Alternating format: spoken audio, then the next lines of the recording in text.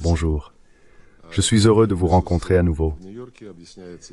Ma présence à New York s'explique par le fait que dans le cadre de notre présidence, deux événements centraux ont eu lieu hier et aujourd'hui. Des débats ouverts auxquels peuvent participer non seulement les membres du Conseil, mais aussi toutes les délégations intéressées. Vous avez vu hier et aujourd'hui un très grand nombre de participants. La première question que nous avons soumise au débat ouvert hier était consacrée à la discussion des bases conceptuelles des relations internationales, du multilatéralisme et de la multipolarité. Nous avons attiré l'attention sur le fait que le système créé après la Seconde Guerre mondiale et basé sur le rôle central de l'ONU s'effrite progressivement.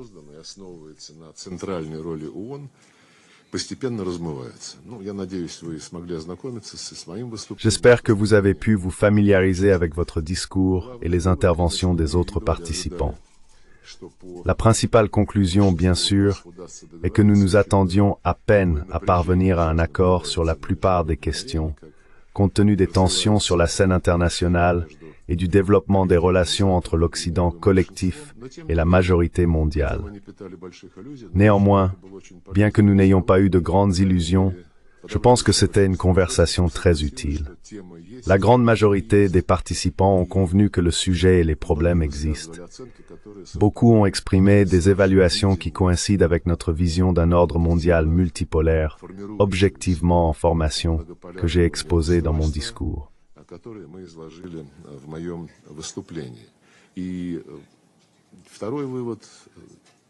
Et la deuxième conclusion est que cette discussion sera certainement poursuivie. L'intérêt pour elle est évident et il grandit.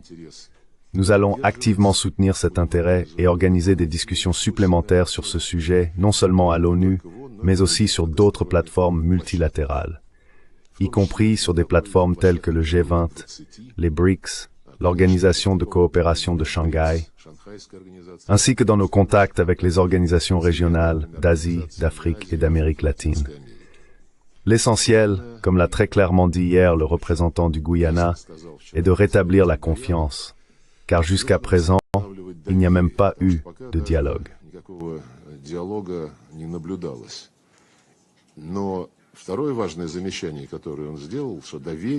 Mais la deuxième remarque importante qu'il a faite est que la confiance ne peut être rétablie que si tout le monde, sans exception, respecte les accords conclus.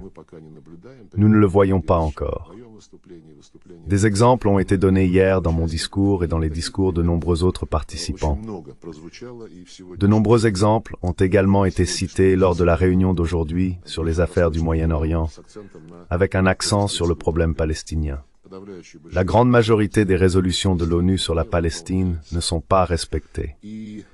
La deuxième réunion que je viens de mentionner est toujours en cours. De nombreux participants ont plaidé pour des mesures décisives. Leur position coïncide avec la nôtre. Tout d'abord, il est nécessaire de cesser les actions militaires, d'arrêter l'opération, de déclarer un cessez-le-feu indéfini et de résoudre les questions humanitaires urgentes.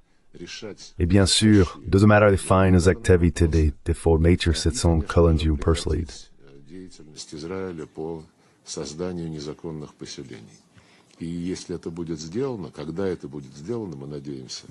Et si cela est fait, nous espérons que cela créera les conditions pour la reprise des négociations sur la mise en œuvre des résolutions de l'ONU concernant la création d'un État palestinien qui coexisterait en paix et en sécurité avec Israël. Notre présidence se poursuit et après-demain, le 19 juillet, une autre série de débats généraux est prévue. Elle sera dirigée par mon adjoint Sergei Verchinin. Cette session sera consacrée aux relations entre l'ONU, l'Organisation du traité de sécurité collective, la Communauté des États indépendants et l'Organisation de coopération de Shanghai. D'ailleurs, j'ai eu toute une série de rencontres bilatérales avec les ministres des États arabes, le ministre des Affaires étrangères de Hongrie et le ministre des Affaires étrangères de Suisse.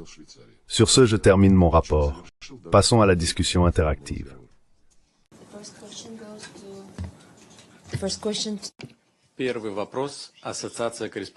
Première question. Association des correspondants de l'ONU, je vous en prie. Merci beaucoup, Monsieur le ministre des Affaires étrangères. Au nom de l'Association des correspondants de l'ONU, Valeria Rebecco, ANSA News. Ma question est la suivante. Le président Zelensky a déclaré lundi que la Russie devait être représentée au deuxième sommet sur la paix en Ukraine en novembre. Envisagez-vous de participer? Qu'en attendez-vous? Merci.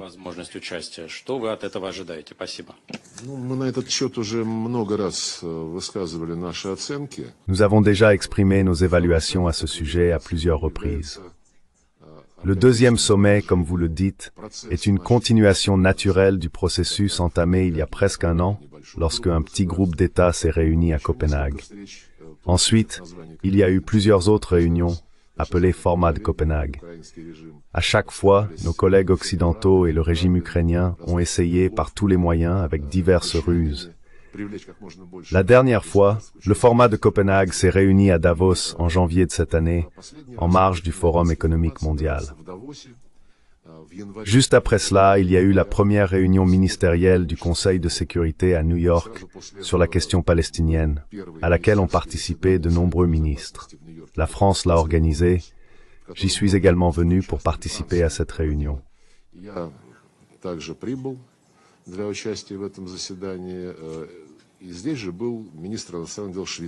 Et ici se trouvait également le ministre des Affaires étrangères de la Suisse, Ignazio Cassis. Nous avons alors eu une rencontre à sa demande. Il a attiré mon attention sur le fait qu'en marge du Forum économique mondial de Davos, une nouvelle réunion du Format de Copenhague avait eu lieu. À l'issue de cette réunion, Cassis, s'adressant aux journalistes, a souligné qu'il était impossible de parvenir à un accord sans la participation de la Russie.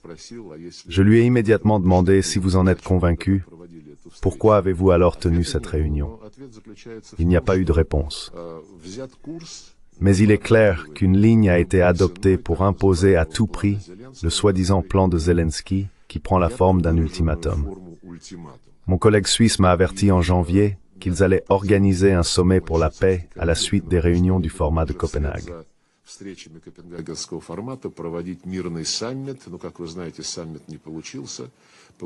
Mais, comme vous le savez, le sommet n'a pas eu lieu. Il s'est transformé en une conférence pacifique à laquelle ont effectivement participé plusieurs chefs d'État, mais la grande majorité de ceux qui sont finalement venus étaient représentés à un niveau inférieur.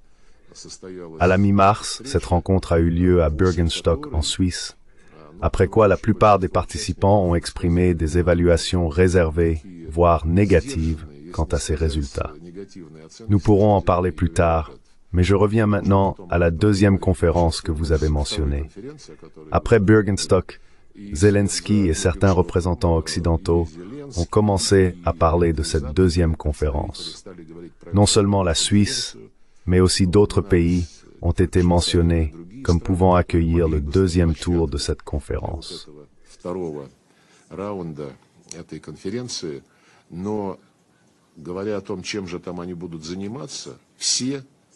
En parlant de ce qu'ils vont faire là-bas, tout le monde formulait une approche absolument unilatérale et inacceptable pour nous et pour beaucoup d'autres, sincèrement intéressés par la paix.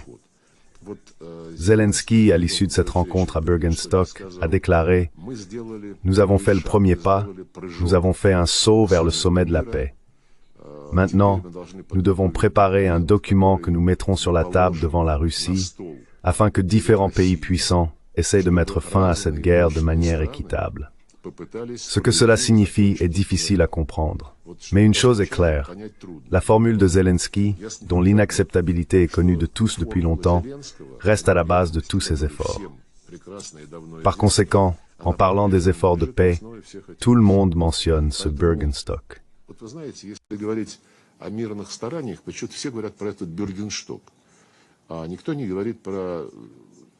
Personne ne parle des initiatives de la Chine, dont il y en a eu plusieurs. Au début de cette année, et plus tard, la Chine a avancé ses propositions.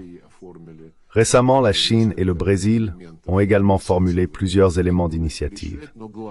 Je ne vais pas les énumérer, mais la principale différence par rapport à la formule de Zelensky et à ce qui se fait lors de ces réunions dans le cadre du Format de Copenhague est la suivante.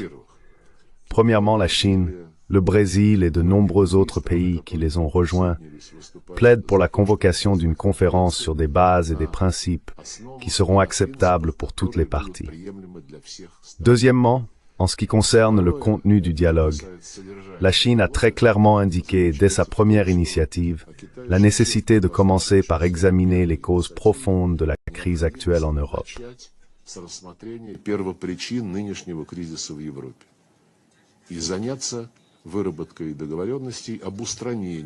Et s'occuper de l'élaboration d'accords pour éliminer ces causes.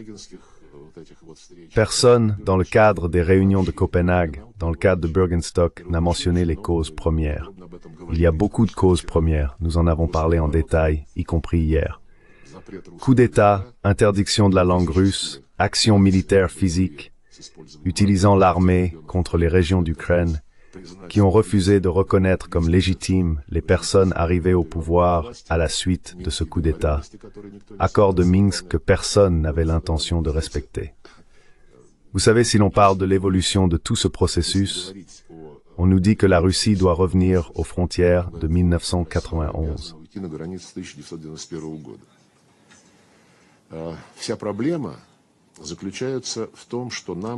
Le problème réside dans le fait qu'on nous a constamment menti. Si en février 2014, l'accord signé par le président Yanukovych avec l'opposition avait été respecté, et il prévoyait la création d'un gouvernement d'unité nationale et la préparation d'élections présidentielles anticipées, l'Ukraine serait encore aujourd'hui dans les frontières de 1991. Mais cet accord a été saboté par les mêmes personnes qui l'avaient signé du côté de l'opposition. Ils ont déclaré immédiatement après le coup d'État, en occupant les bâtiments administratifs, qu'ils annulaient le statut de la langue russe en Ukraine et exigeaient des Russes qu'ils libèrent la Crimée, c'est-à-dire des citoyens ukrainiens vivant en Crimée.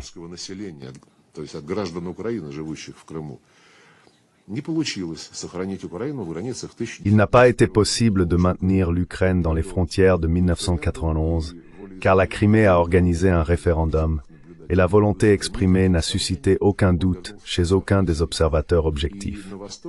Elle est revenue dans la composition de la Russie. Dans l'est de l'Ukraine, ceux qui ont refusé d'accepter le coup d'État ont été déclarés terroristes. Contre eux, les forces armées ukrainiennes, l'aviation de combat et l'artillerie ont été déployés.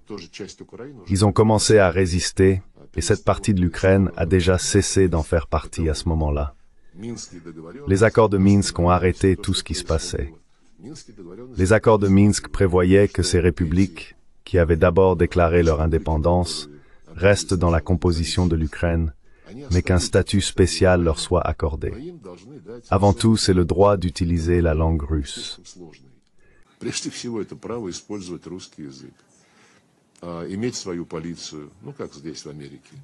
Avoir sa propre police comme ici en Amérique.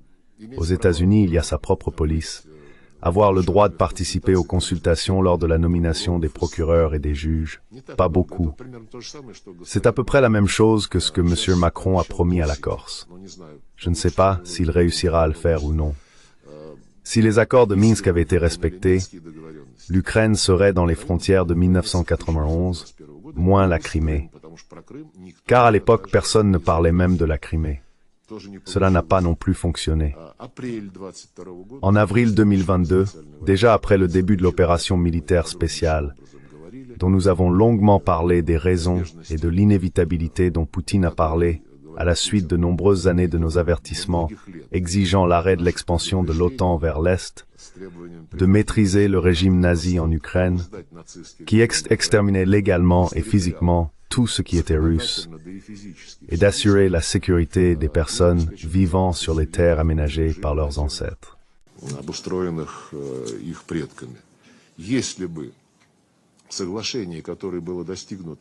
Si l'accord conclu entre les délégations de la Russie et de l'Ukraine à Istanbul en avril 2022 avait été signé, l'Ukraine aurait été dans les frontières de 1991, moins la Crimée, et moins une partie du territoire contrôlé par les troupes russes.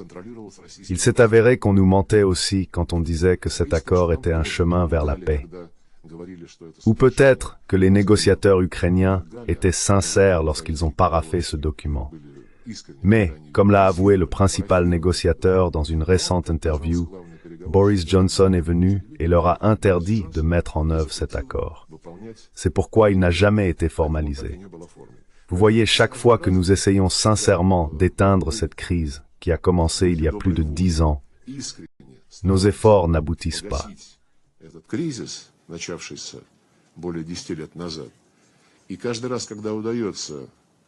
Et chaque fois qu'il est possible de fixer des accords mutuels, ils sont détruits.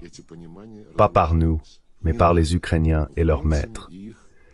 C'est pourquoi le président Poutine a dit à plusieurs reprises, y compris très récemment, que nous sommes prêts à discuter des problèmes de sécurité en Europe. Bien sûr, en tenant compte de la nécessité d'éliminer les causes profondes et de garantir les intérêts légitimes de la sécurité de la Russie. Non pas au détriment des intérêts de sécurité de quelqu'un d'autre, mais dans le contexte d'accords communs. L'OSCE a échoué, car tous les principes qui sous-tendent l'OSCE, sécurité égale et indivisible, qu'aucun des participants à l'OSCE ne renforcera sa sécurité au détriment de la sécurité des autres, tout cela a été piétiné.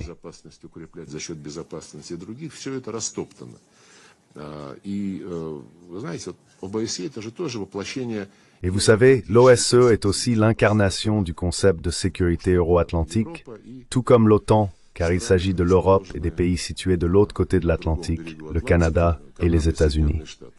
Il s'est avéré que dans le cadre de l'OTAN et de l'OSCE, le seul objectif poursuivi par Washington est de soumettre l'OSCE et tous les pays qui font partie de ces structures, ainsi que de soumettre les appareils exécutifs de l'OSCE et de l'OTAN.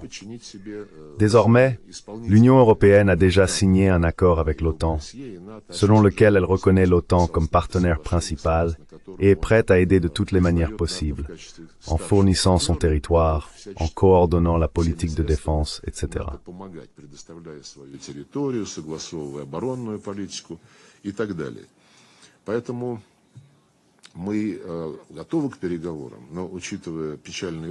Nous sommes prêts à des négociations, mais compte tenu de la triste expérience des discussions et des consultations avec l'Occident et les Ukrainiens, l'accord qui j'espère sera atteint à un certain stade sur la sécurité européenne doit régler la crise ukrainienne. Nous, bien sûr, examinerons très attentivement les formulations et inclurons dans ce document des garde-fous contre des interprétations répétées malhonnêtes et non négociables. Puis qui abonde dans cette histoire que j'ai essayé de raconter brièvement.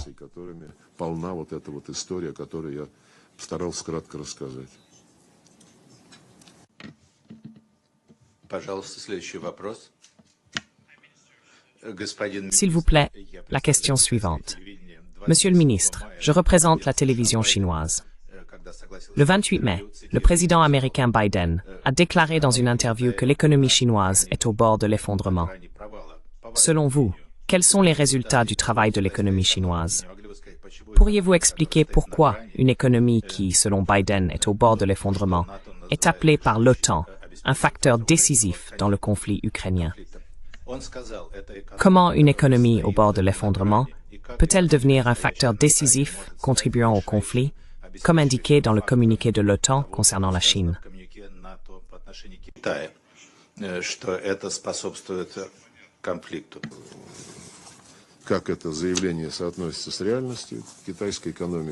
Comment cette déclaration correspond-elle à la réalité? L'économie chinoise se développe puissamment et rapidement. Oui, on essaie de l'arrêter. Tout récemment, lorsque le président Xi Jinping était en France, il a été en contact non seulement avec Macron, mais aussi avec Ursula von der Leyen. Les représentants de l'Union européenne ont publiquement déclaré à l'issue de ces négociations qu'ils avaient exigé de la Chine de réduire la production de produits de haute technologie, car l'Occident avait perdu sa compétitivité. Comment cela correspond-il au principe du marché libre et de la concurrence loyale? L'Occident veut freiner l'économie chinoise.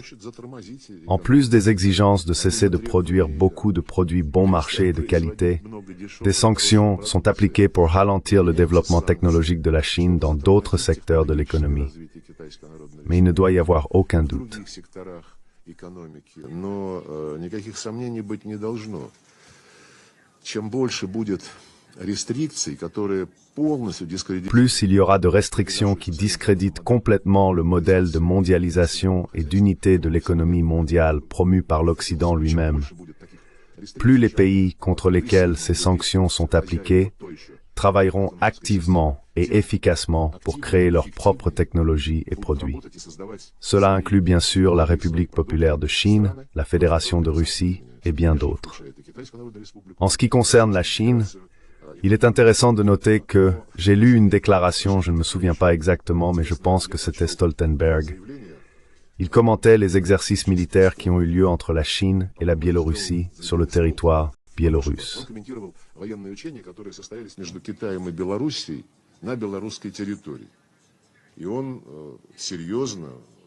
Et il a sérieusement, avec un tel pathos, déclaré que c'était une affaire dangereuse parce que la Chine se rapproche de l'OTAN. Mais le fait que les Américains se soient rapprochés de la Chine depuis longtemps, qu'ils entourent la Chine et la Russie aussi, où tout cela se passe à nos frontières, avec des structures de blocs comme l'AUKUS, les États-Unis, le Japon, la Corée. Les États-Unis concluent des accords avec la Corée du Sud sur une politique nucléaire commune et bien d'autres choses. Ils essayent de diviser la région, d'attirer certains pays dans leurs rangs, dans les rangs de ces structures de blocs fermés.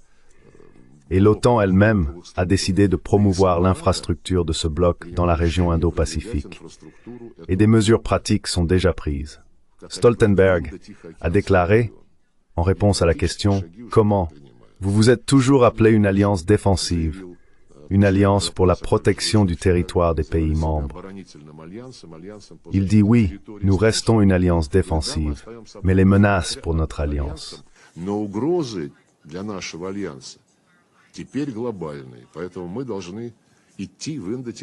Maintenant global, nous devons donc aller dans la région Indo-Pacifique.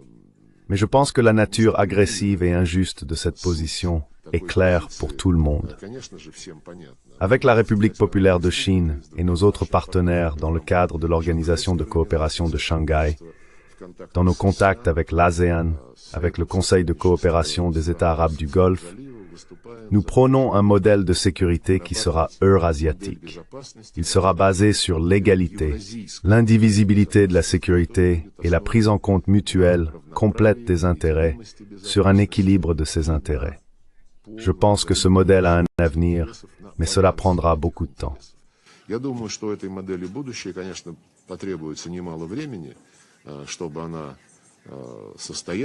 Pour qu'elle ait lieu.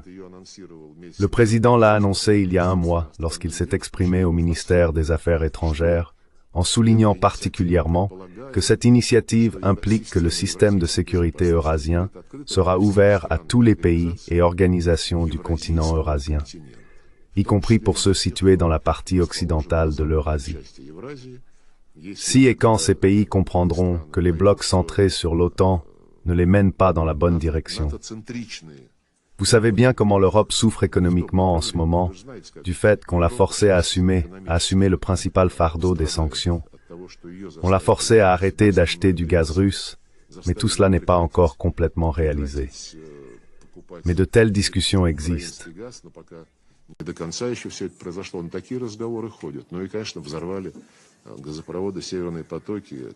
Eh bien, bien sûr, ils ont fait exploser les gazoducs Nord Stream, qui devaient continuer à assurer la prospérité de l'économie allemande et avec l'Allemagne de toute l'Europe. Après l'introduction des sanctions, l'Europe a commencé à payer 200 milliards d'euros de plus pour les sources d'énergie.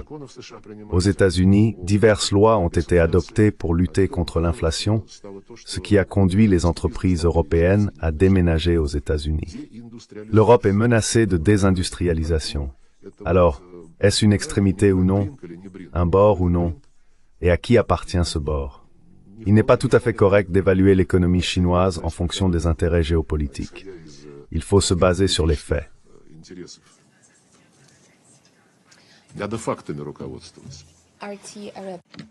Арти Арабик, прошу вас.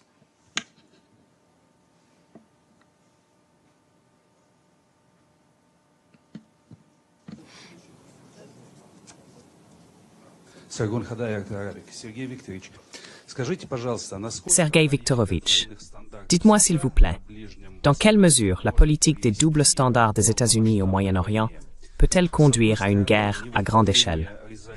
D'une part, le non-respect de la résolution du Conseil de sécurité sur le conflit israélo-palestinien, y compris à Gaza. D'autre part, la diabolisation du Hamas et du Hezbollah au Liban. N'y a-t-il pas un danger que l'Iran entre dans une guerre ouverte et à grande échelle avec Israël?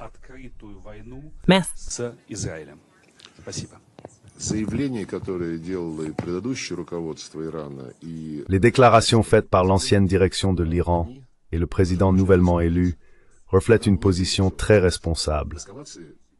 L'Iran n'est pas intéressé par l'escalade. Si nous lisons les analystes aux États-Unis et en Europe, nous verrons qu'Israël est intéressé par l'escalade. Le Hezbollah agit de manière très retenue. Son leader Nasrallah a fait plusieurs déclarations publiques qui confirment cette position. Mais il semble qu'on veuille les provoquer à un engagement à grande échelle. L'objectif de cette provocation, selon les analystes, est d'impliquer directement les États-Unis dans ce conflit avec leurs forces armées.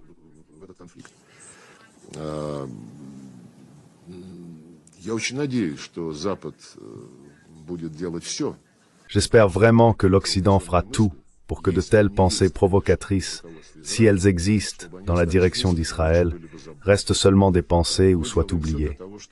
Nous faisons tout pour calmer cette situation. En parlant des intérêts iraniens, nous devons sans aucun doute mentionner le Yémen.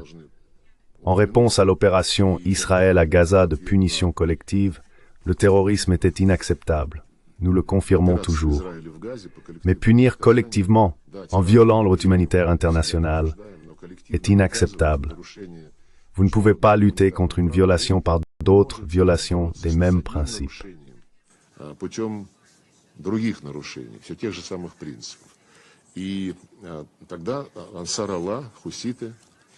Et alors, les Houthis ont déclaré qu'ils se tiendraient aux côtés du peuple palestinien, qu'ils contribueraient à surmonter le blocus et à mettre fin à la guerre, y compris en utilisant leur capacité pour empêcher le passage des navires en mer Rouge qui transportent quelque chose dans l'intérêt d'Israël. Les États-Unis et le Royaume-Uni ont immédiatement envoyé une flotte.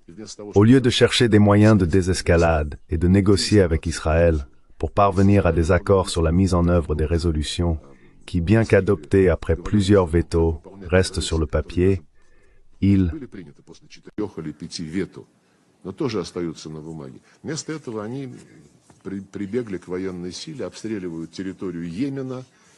ont eu recours à la force militaire, bombardent le territoire du Yémen, y compris des cibles qui n'ont aucun lien avec Ansar Allah. Il y a de nombreux facteurs dans la région que certains politiciens veulent manifestement utiliser pour déclencher une grande guerre, notamment pour accuser l'Iran et utiliser contre lui les armes les plus récentes. C'est une action myope et sans avenir. Nous nous y opposons activement. Nous avons des alliés avant tous les pays arabes, le monde musulman, la Ligue des États arabes et l'Organisation de la coopération islamique. Cela ne doit être permis.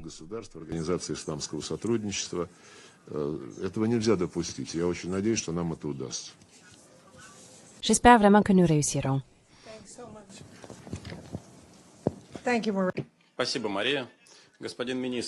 Merci, Maria. Monsieur le ministre, à votre avis, à quoi ressembleront les relations entre la Russie et les États-Unis si l'ancien président Trump est réélu? Surtout en tenant compte du choix de la candidature de J.D. Vance au poste de vice-président, qui a beaucoup parlé de l'Ukraine. J'ai posé cette question en janvier, mais beaucoup de choses ont changé depuis. Merci.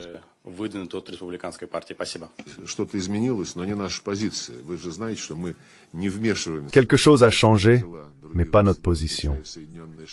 Vous savez bien que nous ne nous ingérons pas dans les affaires intérieures d'autres États, y compris les États-Unis. Nous avons travaillé avec le président Trump, nous avons eu des contacts, il a rencontré le président Poutine, il m'a reçu à la Maison-Blanche à plusieurs reprises. Indépendamment de ses humeurs, c'est pendant la présidence de Trump que la guerre des sanctions a commencé. Obama l'a initiée pour être juste. Mais sous Trump, les sanctions se sont multipliées, économiques et diplomatiques. Mais à cette époque, comme je l'ai déjà dit, il y avait un dialogue entre nous et Washington au niveau les plus élevés. Maintenant, il n'y a plus de tel dialogue. Сейчас такого диалога нет. Была встреча в июне 2021 года между президентами Путина. Il y a eu une rencontre en juin 2021 entre les présidents Poutine et Biden à Genève. Mais après le début de notre opération militaire spéciale, après que nous avons expliqué de manière exhaustive qu'il ne nous restait pas d'autre choix que de protéger nos intérêts de sécurité et les personnes que le régime de Kiev a déclarées terroristes et bombarde quotidiennement, il n'y a eu aucun contact de ce niveau. Il y a des conversations téléphoniques épisodiques. Le chef de la CIA, Bill Burns, a rencontré le directeur du service de renseignement extérieur l'année dernière sur un territoire neutre. Il y a quelques conversations téléphoniques à différents niveaux, mais nous n'observons rien de substantiel. Une fois de plus, Jake Sullivan a déclaré que nous devions absolument reprendre le dialogue avec la Russie sur la stabilité stratégique. Nous proposons, et la Russie refuse. C'est, vous savez, de la tête malade à la tête saine.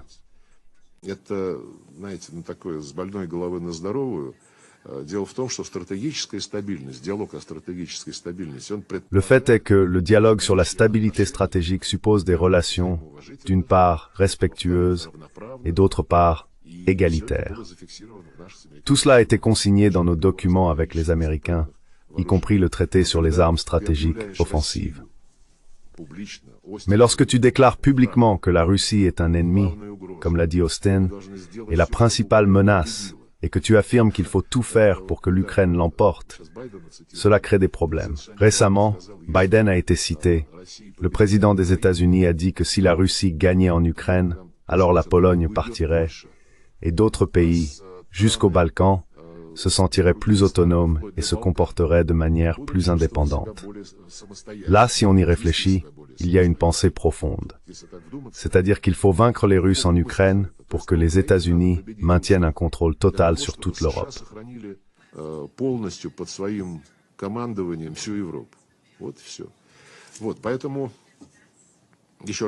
Voilà tout. Donc encore une fois, je veux dire, Poutine en a parlé à plusieurs reprises.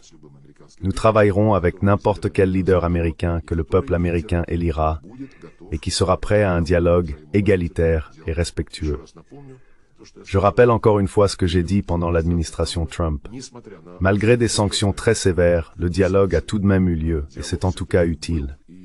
Hier, ou peut-être l'avez-vous entendu, le ministre des Affaires étrangères de la Hongrie, Péter Szijjártó, a pris la parole et a consacré une grande partie de son discours à expliquer comment pratiquement toute l'Union européenne a boycotté l'événement de la présidence hongroise parce que Viktor Orban s'est rendu à Moscou et en Chine et parce qu'il plaide pour la paix.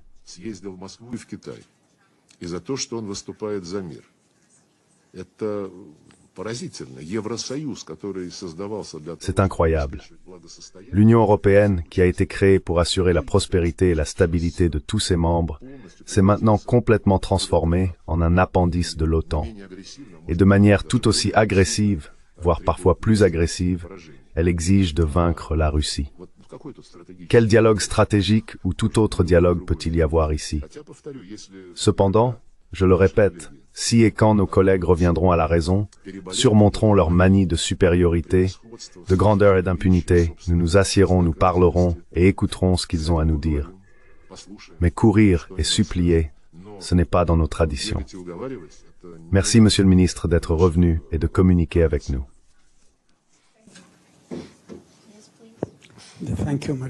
Спасибо, Мария.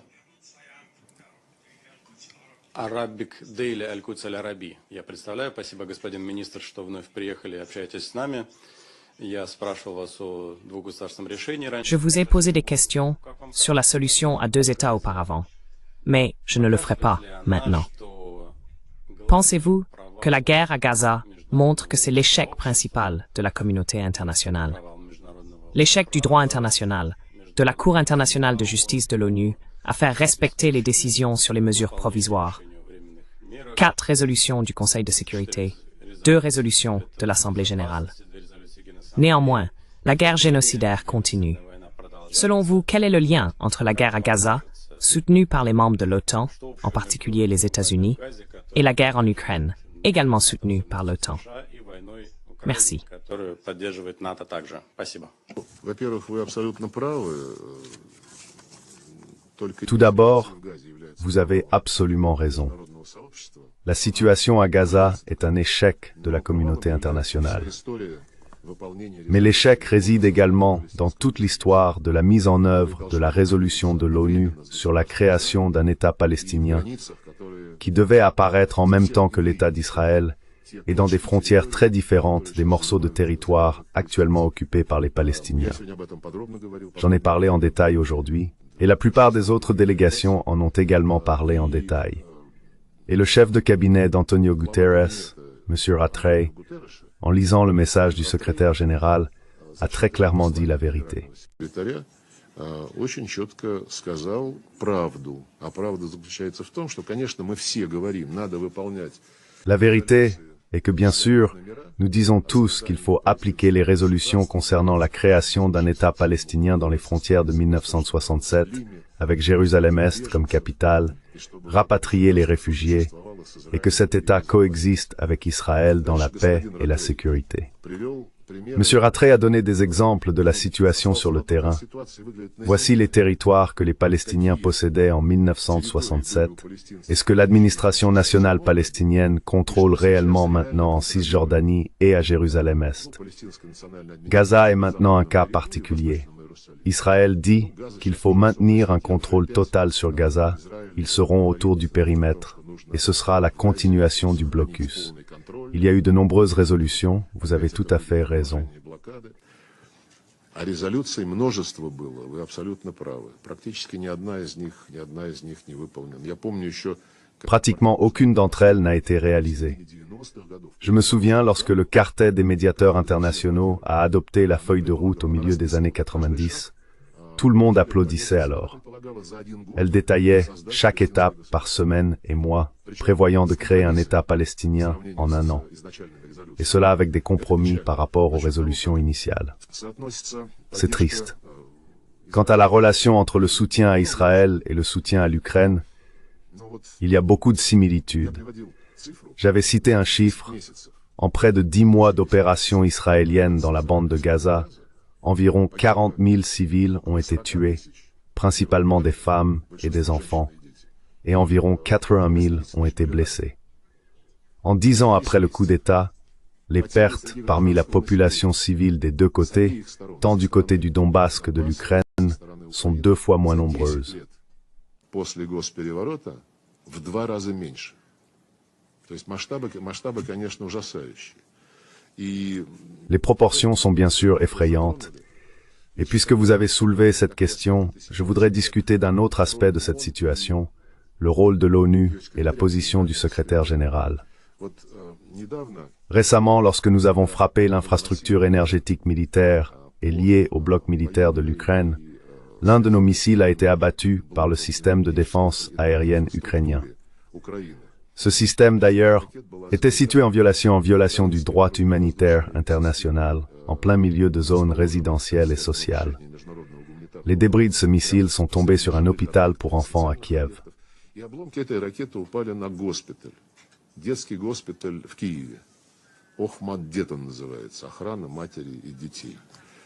Okhmat-Deh, c'est la protection des mères et des enfants. 2 personnes sont mortes et environ 20 ont été blessées à divers degrés.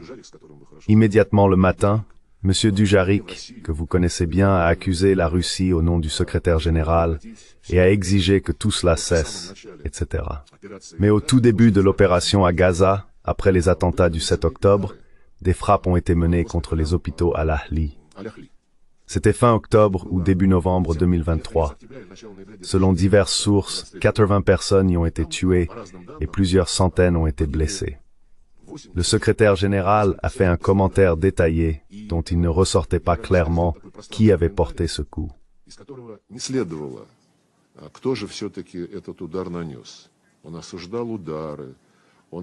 Il condamnait les frappes et appelait à éviter les violations du droit humanitaire international. À ce moment-là, tout le monde comprenait déjà qui en était responsable. Le lendemain, on a demandé à M. Dujarric s'ils avaient déterminé qui était coupable.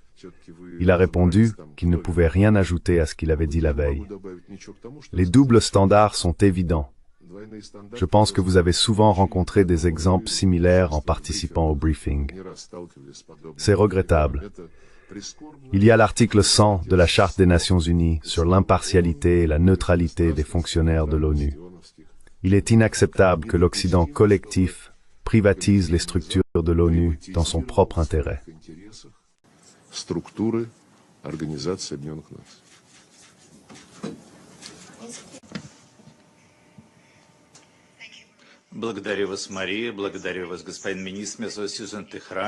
Merci Maria.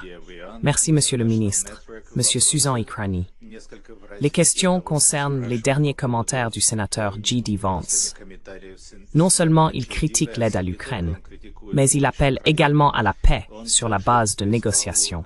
Il critique également la politique générale de l'administration Biden concernant le conflit entre la Russie et l'Ukraine.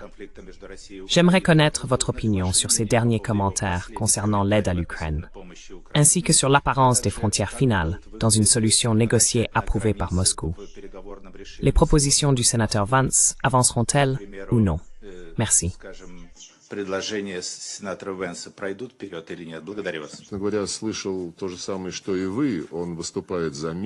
D'après ce que j'ai entendu, il plaide pour la paix et la cessation de l'aide.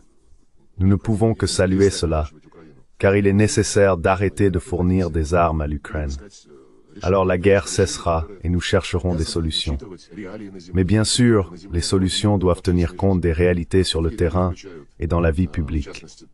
Ces réalités incluent le fait qu'après que Boris Johnson, avec le soutien des États-Unis, a fait échouer les accords de paix en avril 2022, une grande partie des territoires qui ont ensuite organisé des référendums et rejoint la Russie seraient restés en Ukraine s'ils ne l'avaient pas fait.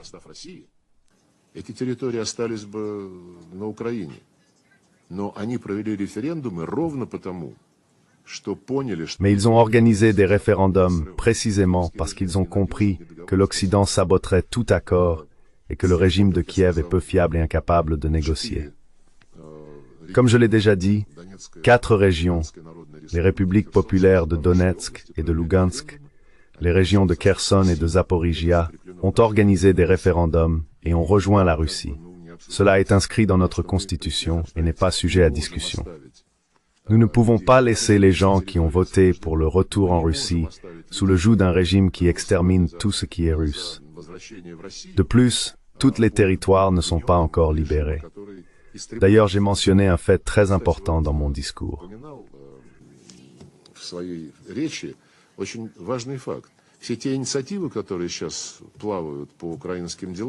Toutes les initiatives qui sont actuellement discutées concernant les affaires ukrainiennes, il est absolument correct que nos amis chinois aient attiré l'attention sur la priorité de traiter les causes profondes et de les éliminer. Mais les autres ne parlent pas du tout des causes profondes. Toutes les initiatives occidentales, telles que le plan de Zelensky et les formules de paix promues par l'Occident, ne mentionnent nulle part les droits de l'homme et les droits des minorités nationales. Et l'Occident aime tellement ces sujets, comme vous le savez. Et nous posons la question, pourquoi? Je vais vous dire en toute confiance, nous avons eu des contacts non publiés par le biais de politologues qui se connaissent et comprennent la politique de leur gouvernement avec les Américains.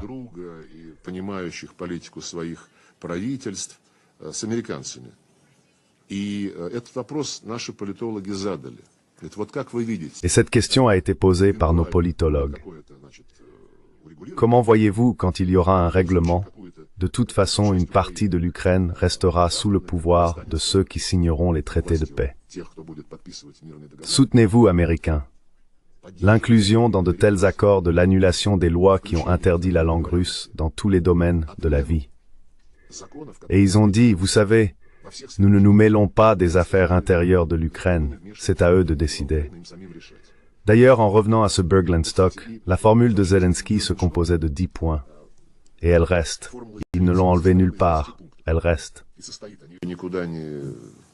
не убрали, она остается, включая Россия должна уйти к границам 91 Compris, la Russie doit revenir aux frontières de 1991, créer un tribunal pour juger la direction russe, payer des réparations, imposer des restrictions sur les armements que la Russie peut avoir dans la zone proche du territoire ukrainien.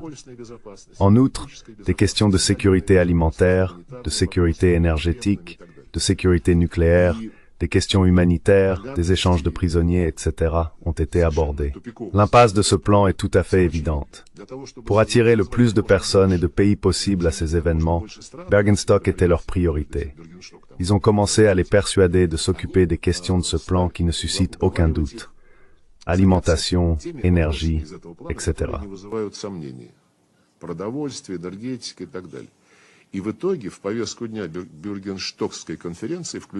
Et finalement, seuls 3 sujets ont été inclus à l'ordre du jour de la conférence de Bergenstock.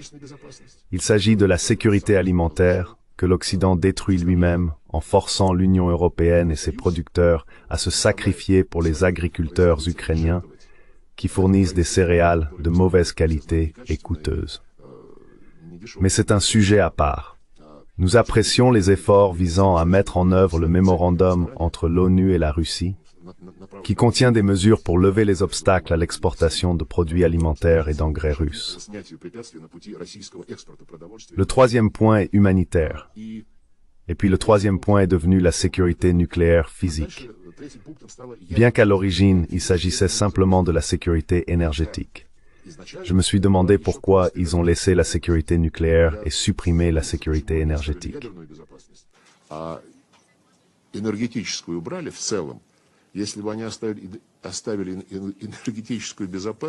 S'ils avaient laissé la sécurité énergétique, il aurait fallu discuter de qui a fait exploser les Nord Stream. C'est un sujet qu'ils veulent clore au plus vite. Mais nous chercherons la vérité. Et une fois de plus, au Conseil de sécurité, nous rappellerons que ce sujet n'a pas disparu.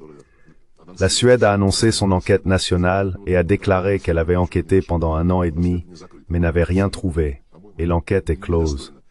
Cela n'est digne d'aucun politicien. L'Allemagne se tait aussi.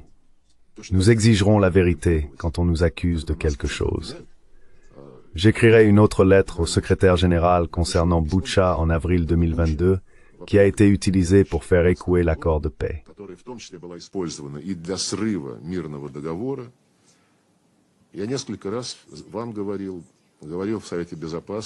J'ai dit plusieurs fois au Conseil de sécurité, si vous étiez si indigné par l'attaque agressive contre des civils par l'armée russe, pourquoi n'en parlez-vous pratiquement plus maintenant? Pour expliquer d'une manière ou d'une autre ce qui s'est passé à Boutcha, nous avons demandé de fournir les noms des personnes dont les corps ont été montrés par la BBC. Personne ne veut nous les donner. De la même manière que l'Allemagne ne veut pas montrer les analyses qu'ils ont faites sur le défunt Alexei Navalny et sur la base desquelles ils nous ont accusés de son empoisonnement. Montrez les analyses, s'il vous plaît. Non, nous ne pouvons pas. Si nous vous montrons les analyses, vous saurez quelles connaissances nous possédons dans le domaine des armes biologiques.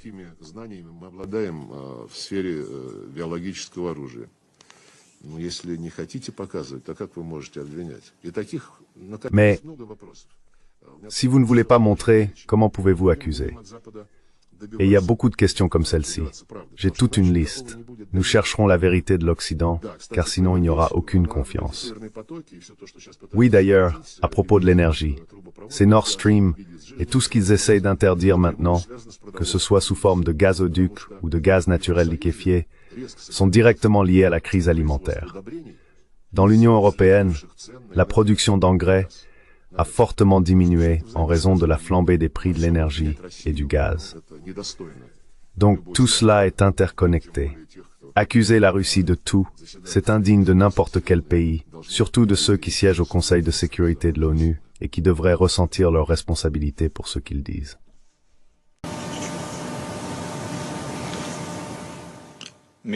Micro, s'il vous plaît. Une grande puissance doit répondre de ces paroles. По поводу визита премьер-министра Моди в Москву, что вы думаете, а также какая ваша реакция в отношении сотрудничества с Россией в энергетической области? Великая держава, которая сама определяет свои национальные интересы, qui détermine elle-même ses intérêts nationaux, choisit elle-même ses partenaires. Nous savons qu'elle subit une pression énorme, impudente et absolument inacceptable du point de vue du comportement sur la scène internationale. Récemment, Zelensky ou quelqu'un de son équipe a fait des remarques insultantes sur la visite de Narendra Modi en Russie, qualifiant cette visite de coup de poignard dans le dos de tous les efforts de maintien de la paix. Le ministère indien des Affaires étrangères a convoqué l'ambassadeur ukrainien et lui a expliqué comment se comporter. Auparavant, il y avait de nombreux exemples où les ambassadeurs ukrainiens se comportaient comme des voyous. Il y avait un tel ambassadeur en Allemagne qui s'indignait à chaque fois qu'Olaf Scholz donnait peu d'argent et d'armes.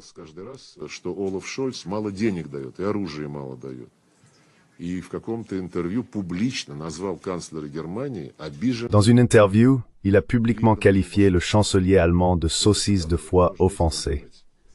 C'est une citation, on peut la trouver sur Internet. L'ambassadeur d'Ukraine au Kazakhstan a publiquement déclaré dans une interview « Nous ferons tout pour tuer le plus de Russes possible, afin que nos enfants aient moins de travail. Nous mènerons cette affaire à terme. » C'est pourquoi je pense que l'Inde se comporte très dignement. Mon collègue Subramaniam Jaishankar, après une tournée en Occident, en répondant aux questions sur pourquoi ils ont commencé à acheter plus de pétrole en Russie, a fourni des statistiques. Il a montré que l'Occident a également augmenté ses achats de gaz et de pétrole chez nous, malgré les restrictions sous certaines formes.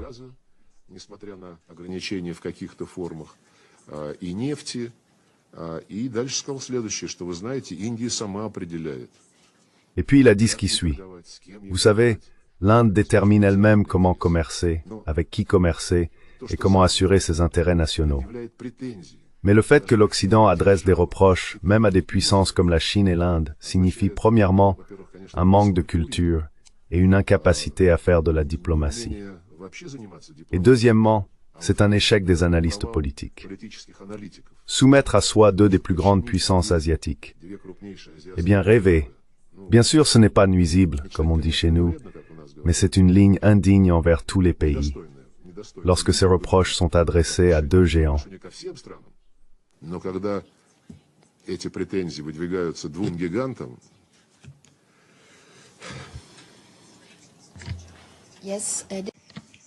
Прошу вас. Благодарю вас, господин министр. Je vous remercie, Monsieur le ministre. C'est toujours un grand plaisir de vous voir ici, dans cette salle, et tous les journalistes vous en sont profondément reconnaissants. Vous avez dit qu'il devait y avoir un nouvel ordre mondial, un ordre multipolaire. Vous avez dit que ce processus est déjà en cours. Quel rôle voyez-vous pour les États-Unis dans le nouvel ordre mondial?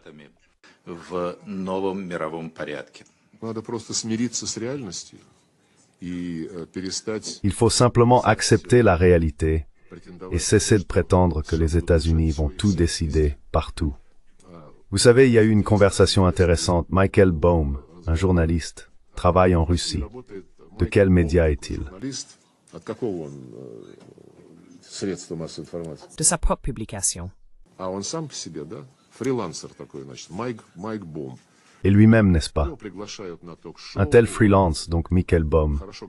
Il est invité à des talk-shows, il parle bien russe. Et récemment, il a donné une interview à quelqu'un. On lui a posé à peu près la même question. Comment les États-Unis doivent-ils se comporter dans un monde multipolaire? Il faut que tout soit équitable. Et il a répondu, en bref, il a dit, vous savez, les périodes où les États-Unis se sont isolés ont été les périodes des guerres et des conflits les plus graves. Et quand les États-Unis sont apparus sur la scène mondiale en tant que leader, il y avait moins de guerres. Je respecte le journalisme, mais pas au point d'accepter ce point de vue. Pas parce qu'il n'a pas le droit de discuter de ce qui est mieux ou pire, mais parce que ce n'est pas vrai. Когда Соединенные Штаты Quand les États-Unis sont entrés sur la scène mondiale en Afghanistan, en Irak, en Libye, comment cela s'est-il terminé? Quelles sont les transformations pacifiques et positives là-bas? Maintenant, quand ils répètent comme un mantra « Nous soutiendrons l'Ukraine aussi longtemps que nécessaire », je me demande combien de temps cela prendra. Comme en Afghanistan, où il a fallu 20 ans pour comprendre que vous aviez perdu, ou en Irak, où vous êtes également parti. Bien que vous essayiez maintenant de rester malgré la décision du Parlement irakien que les États-Unis doivent retirer leurs troupes, ou comme en Libye, où l'État s'est effondré, et maintenant tout le monde recolle les morceaux pour eux. Un monde multipolaire, c'est la réalité, ce n'est pas quelque chose que quelqu'un a inventé.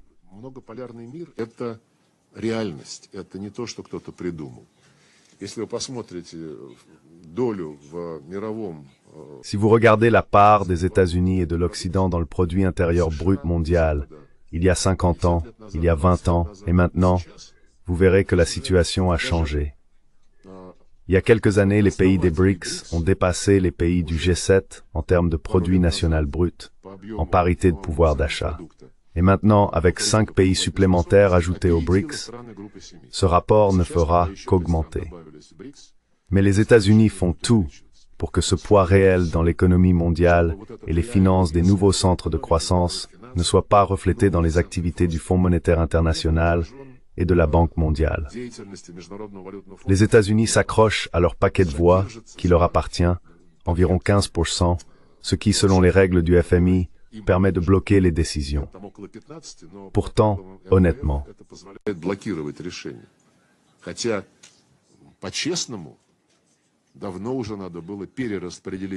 il y a longtemps qu'il aurait fallu redistribuer ces quotas, ces voix, comme le demandent les pays des BRICS. Ce sera l'une des principales questions économiques et financières au sommet des BRICS à Kazan en octobre de cette année.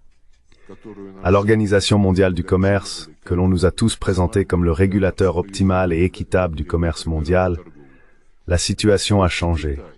Dès que la Chine a commencé à dépasser les États-Unis dans la concurrence, en développant son économie selon les principes de la mondialisation, qui ont été inventés par les Américains et proposés à tous, les États-Unis ont commencé à agir. La Chine a commencé à les battre sur leur propre terrain économique. Et les États-Unis ont simplement fermé l'organe de l'Organisation mondiale du commerce, chargé de l'examen des différends. Des astuces techniques ont été utilisées, et maintenant il n'y a pas de quorum.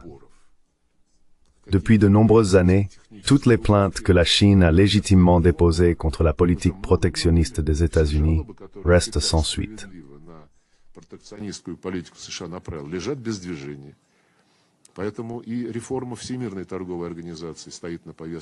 C'est pourquoi la réforme de l'Organisation mondiale du commerce est à l'ordre du jour des BRICS. Nous allons y travailler, et ces sujets sont déjà, et bien sûr, seront parmi les principaux au sommet du G20 à Rio de Janeiro. Cette structure doit examiner honnêtement les affaires réelles de l'économie mondiale et prendre des mesures pour son développement, de manière à ce qu'il y ait un bénéfice mutuel correspondant à la contribution à l'économie mondiale. Actuellement, si l'on prend l'Eurasie, il y a l'Organisation de coopération de Shanghai, l'Union économique eurasiatique, l'ASEAN. Toutes ces structures ont des accords avec la Chine pour harmoniser les projets d'intégration avec le projet chinois, une ceinture, une route. Il y a aussi les pays du Golfe Persique. C'est aussi l'Eurasie d'ailleurs. Персидского залива, это тоже Евразия, между прочим. И вот все эти организации, налаживая контакты между собой, создают такую... Et toutes ces organisations, en établissant des contacts entre elles, créent le tissu de la future interaction matérielle sur le continent eurasiatique, fondée sur les avantages comparatifs d'un espace unique, riche en ressources naturelles et important du point de vue des communications maritimes. Nous encourageons activement ces processus. Parallèlement, après que les États-Unis et leurs alliés ont imposé des sanctions sans précédent contre la Russie, l'Iran et le Venezuela, ainsi que contre la Chine et de nombreux autres pays, les pays d'Afrique et d'Amérique latine ont commencé à réfléchir à la manière de se protéger de tels caprices. обезопасить себя от таких капризов, потому что никто не знает, на кого американцы рассердятся в будущем. Parce que personne ne sait sur qui les Américains se fâcheront à l'avenir. Группа 20 Par exemple, lors du sommet du G20 de l'année dernière, le président Lula a activement promu l'idée de créer des plateformes de paiement alternatives et des mécanismes de règlement dans le cadre des BRICS. расчетных механизмов. Les ministres des Finances et les chefs des banques centrales des BRICS s'occupent de cela. Тоже будут. Des recommandations seront préparées pour le sommet. Кстати, президент Лула и D'ailleurs, le président Lula a également proposé, dans le cadre de la CELAC, de réfléchir à un mouvement vers une monnaie commune. себя обезопасить. Tout le monde essaie de se protéger. Сказала, что Récemment, l'Arabie saoudite a déclaré que dans des conditions où les États-Unis et tout l'Occident collectif veulent geler l'argent russe, ils envisageraient de moins dépendre du dollar. российские деньги Le processus de dédollarisation est en cours, il ne peut pas être arrêté. Процесс дедолларизации идет, его не остановить. И это, кстати, сегодня упоминали Дональда Трампа, он сказал, что это самоубийство. D'ailleurs, aujourd'hui, on a mentionné Donald Trump. Il a dit que c'était suicidaire pour les États-Unis. Mais ce processus a été initié par les États-Unis eux-mêmes. Группа таких региональных C'est pourquoi des structures régionales comme l'Union africaine, la CELAC, les organisations asiatiques dont j'ai parlé, sont déjà en contact entre elles. Et bien sûr au niveau mondial. Les BRICS ont toutes les possibilités de servir d'harmonisateurs des processus dans d'autres régions de la majorité mondiale. если хотите, процесс Il restera bien sûr le groupe des 20 que j'ai mentionné, où la majorité mondiale continuera de communiquer avec l'Occident, si bien sûr l'Occident est prêt à le faire honnêtement. Il restera l'Organisation des Nations Unies, où tout le monde est représenté et où tout le monde doit communiquer. Организация Объединенных Наций, где тоже все представлены, все должны общаться. Вот вчера Петр Сиярто, министр иностранных Hier, дел Венгрии, Péter Szijjártó, ministre des Affaires étrangères de la Hongrie, a parlé de ce sujet. Il a dit qu'il avait toujours été convaincu que l'ONU avait été créée pour communiquer avec tout le monde, et non pour soutenir les ambitions de l'Occident. подкреплять его Maintenant, ce n'est plus le cas. L'Occident a décidé que l'ONU avait été créée pour soutenir ses ambitions démesurées et jouer le rôle d'hégémon sur la scène mondiale. Je pense que les États-Unis comprendront, à un moment donné, qu'il vaut mieux faire partie d'un processus constructif que d'utiliser des sanctions et la force militaire pour faire danser tout le monde à leur rythme. D'ailleurs, le rythme change souvent, 4 ans et un autre rythme. Tout le monde essaye de s'adapter d'une manière ou d'une autre, mais maintenant ils comprennent que ce n'est pas simple, compte tenu des spécificités des processus internes aux États-Unis. в Соединенных Штатах. Deux dernières questions. Два Deux dernières questions, s'il vous plaît. Izvestia. Иванов, известия. Сергей Викторович, вы... Sergei Viktorovitch, vous avez rencontré le ministre des Affaires étrangères du Liban. Avez-vous discuté d'un cessez-le-feu, de certaines conditions de cessez-le-feu à la frontière avec Israël? Ou les parties sont-elles prêtes à une guerre à grande échelle? полномасштабной войне? Я уже комментировал эту тему. J'ai déjà commenté ce sujet. Ni le Hezbollah, ni encore moins le gouvernement libanais, ni l'Iran ne veulent une guerre à grande échelle. Il y a des soupçons que certains cercles en Israël essayent de faire exactement cela, provoquer une grande guerre à grande échelle en espérant y entraîner les États-Unis. Je suis convaincu que ce sont des plans dangereux qui placent des ambitions personnelles au-dessus des intérêts de leur peuple et des peuples de la région.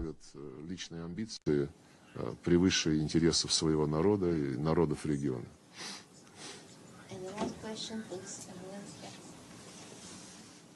Oui. Спасибо. Merci Masha. Bienvenue. Nous nous connaissons depuis longtemps. Мы с вами знакомы.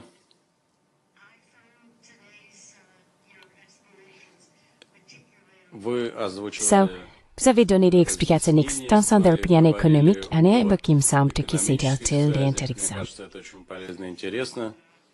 И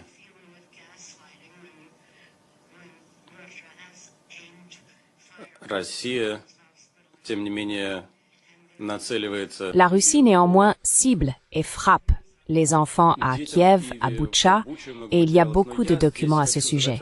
Mais je veux vous poser une question. La culture et la musique russe, c'est ce dont parlent les journalistes qui ont des liens avec la Russie, qui ont grandi en parlant cette langue, comme Evan Gershkovich par exemple. Эван Гершкович.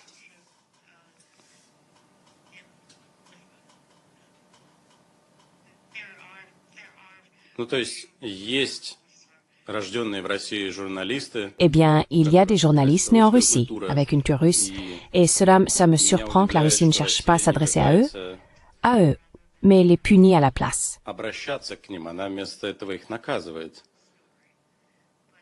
И не sait pas de ce qu'une histoire. Cela permettrait de mieux connaître la culture russe au monde.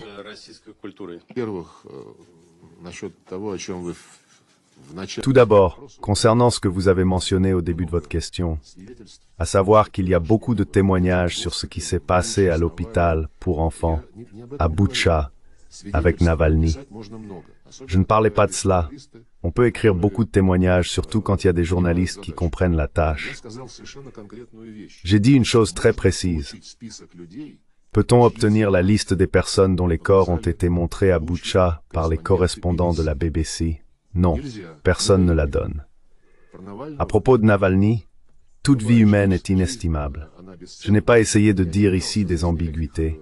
Nous avons été accusés, l'État russe a été accusé de l'avoir empoisonné. Les analyses ont été faites dans un hôpital militaire allemand. Анализы делали в немецком военном госпитале. В российском госпитале, гражданском, перед тем, как его отдали... Dans un hôpital civil russe, avant qu'il ne soit envoyé en Allemagne, rien n'a été découvert. Dans une clinique civile allemande, rien n'a été trouvé non plus. Ce n'est que dans l'hôpital de la Bundeswehr qu'ils ont trouvé quelque chose. Nous avons demandé une seule chose, montrer les analyses. On nous accuse, mais les analyses ne sont pas montrées. Si vous pensez que c'est honnête de dire que nous l'avons empoisonné sans montrer de preuves, alors il est temps pour vous de faire de la politique américaine.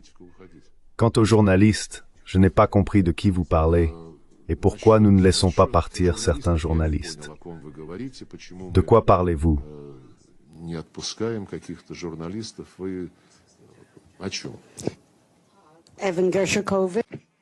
Evan Gershkovich, Marka Gessen. Оратор говорит без микрофона. У журналистов со связями с Россией, которых Россия наказывает, микрофон выключен. Есть. И она недавно выложила пост, в котором с цитатами Сомерсета Моэма и многих других писателей и журналистов показала, что использование журналистов в разведывательных целях, по крайней мере, в англосаксонской... À des fins de renseignement, du moins dans la tradition anglo-saxonne, c'est absolument naturel. Nous avons des preuves irréfutables que Gershkovich se livrait à des activités d'espionnage. Les services de renseignement des deux pays, conformément à l'accord entre les présidents Poutine et Biden de juin 2021, sont en contact pour voir s'il est possible d'échanger quelqu'un contre quelqu'un d'autre. Tout le monde sait très bien que ce sujet n'aime pas l'agitation. Périodiquement, l'Équin le lance dans l'espace public, ce qui, bien sûr, n'aide pas.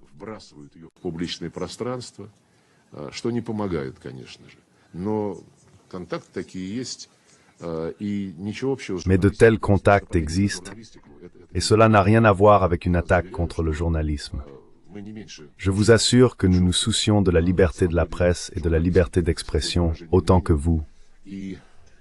Lorsque nos journalistes ont commencé à être expulsés et que des publications entières ont été fermées, nous n'avons pas réagi immédiatement. Maria et moi avons dit qu'il ne fallait pas agir de la même manière qu'eux. Nous devons préserver nos principes, les principes de l'OSCE d'ailleurs. Mais ensuite, cela atteint des mesures absolument odieuses, irréfléchies et agressives. Et nous devons agir œil pour œil.